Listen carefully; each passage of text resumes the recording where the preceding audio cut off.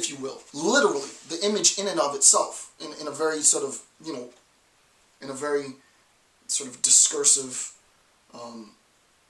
and very analytic sense, like the wavelengths, that image creates in me a feeling, right? And you can, I mean, it would be awesome to see, like, it would be, and I'm sure they got stuff, because I've read studies on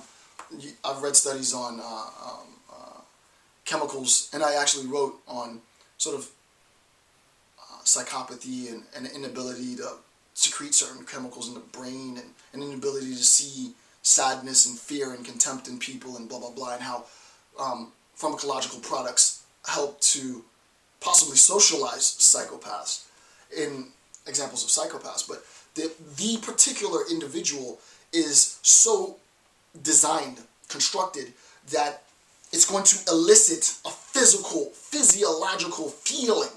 Not feeling in the feeling sense, like I have a feeling, a visceral feeling that, oh my goodness, I gotta help, I gotta do something.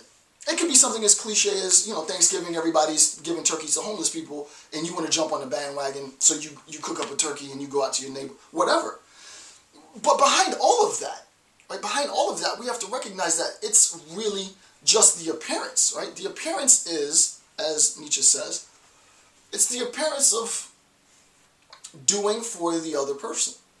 The appearance is what you see, what's demonstrated. And what's demonstrated is me handing the turkey to someone else, or me writing the check, or Dr. Campbell in front of the world doing lectures to educate people who have been disenfranchised from the system of education, right? You see this demonstration, right? And the demonstration is itself, it's almost impossible to think about it. It's not easy to think that this could be an egoistic act, because it so readily seems to be wholly about your concerns.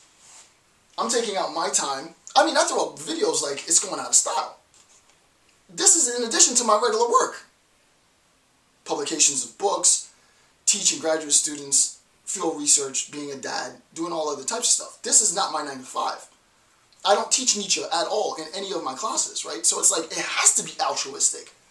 It has to be altruistic, because this can't possibly serve Dr. Campbell's ends, because he's not incorporating this series into any of his work at school. He's not writing a book on this, right? He's not, what is he going to do with all this information? He's doing it all for us. Granted, I am, but there are internal mechanisms that motivate my actions, which I don't discuss, that give me a sense, that feed into my ego, that feed into my, I'm just being honest here. I'm just being honest. Maybe other people won't say this, right, about their actions, and maybe they, rightfully so or wrongfully so, want to make it seem as though the motivation for their actions in the world, doing, education at this level for free for everybody, is really just about everyone else. No, but I have egoistic drive that, and I'm being honest, right? I'm being honest, and there's no debate. You can't tell me why I'm doing this. I'm telling you that what's motivating my action isn't altruism, right? Personally, right? Me personally, I am doing this for myself, for my children, for my children's children, and not the money, because God knows there's no money to be made in YouTube, right? It's my contribution, right? It's me contributing to the world. It's me demonstrating what an individual human being can accomplish, right? It's a demonstration, but it is my demonstration. Other people do their own demonstrations, and more power to them. But this is my demonstration, right? So the idea is, Nietzsche says that's appearance. What all that you see is what I'm doing for others. What you can't see is the motivation, is the intent, right? Which is why I wrote a book on genocidal intent, because I'm fascinated absolutely by concepts that are not psychological. I don't situate the discourse in psychological terms. I situate because I believe we're more biological. I believe we're more machines, right? I believe, I'm not determinist in a sense, but I believe all of our actions are determined causally. And me personally acting in the world, I don't need to appeal to psychology, because I can appeal to logic to explain sort of behavioral action, right? It's just an alternative way of talking about the same thing. The reality is, however, even if unbeknownst to the moral agent, is an indifferent egoist egoistic drive to satisfy one's ego. You don't have access to my ego, right? You don't have access to my desires and my intents, my motivations. You don't have access to the freaking mania that governs the way in which I live my life, right? You don't have access to that. You can never have access to that. Only I have access. Only I have access to that. And that's what's motivating my act. That's what pulls me out of bed in the morning, gets me to, shower, shave, put on a tie, and get into this meat grinder. That's what's motivating the act. When you see me and I'm demonstrating when I'm performing, that's the end state.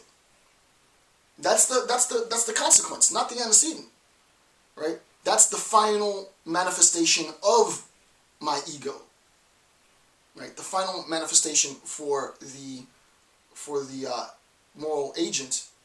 The final manifestation is the act, and the act appears to be altruistic. It appears to be altruistic, but that is the final manifestation of the ego, which is something that I just think is just profoundly deep. It's so freaking deep. And after I finish, because I have such a wealth of information in this Nietzsche series that I might actually write.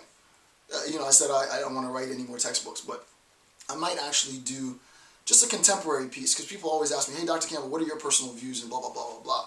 And I think, after having established sort of my knowledge and interpretation of Nietzsche after this series is over, maybe next year I'll sit down and I'll write sort of contemporary pop culture philosophy about this idea, right? Because it really does fascinate me, right? That the final manifestation of the ego is the appearance of altruism. I mean, how freaking cool is that? How cool is that, right? It's so freaking deep, right? And I can't get into the conceptual nuances because there's threshold arguments and transition arguments and instantiation problems and such, but it's such a beautiful idea to think that, and this might even take it farther than Nietzsche. I might be more of a Nietzschean than Nietzsche was himself, right? Which happens frequently with respect to scholars. But if you really take Nietzsche's idea to its conceptual limit, then egoism manifests in the appearance of an altruistic act, right? It's indecipherable from an altruistic act. It really is conceptually, epistemologically indecipherable from from an altruistic processing in the background, from altruistic act. I'm totally fascinated by that idea.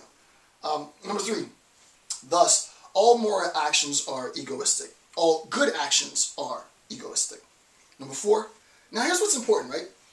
The burden of proof, this is what I was trying to reference a little bit earlier. Number 4, bullet point number 4. The burden of proof rests with those that disagree.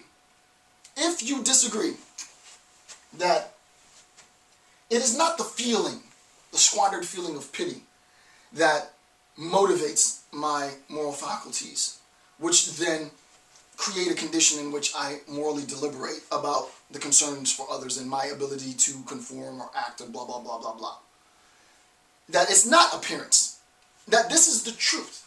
That really what happens is I see a state of affairs in the world, and because I conform to some moral law, and I genuinely care exclusively about the plight of other, and I act in accordance with the law, in a secular sense, in a Kantian sense, a deontological sense, or in any religious tradition, and my motivation is informed by this need to help the other in and of itself.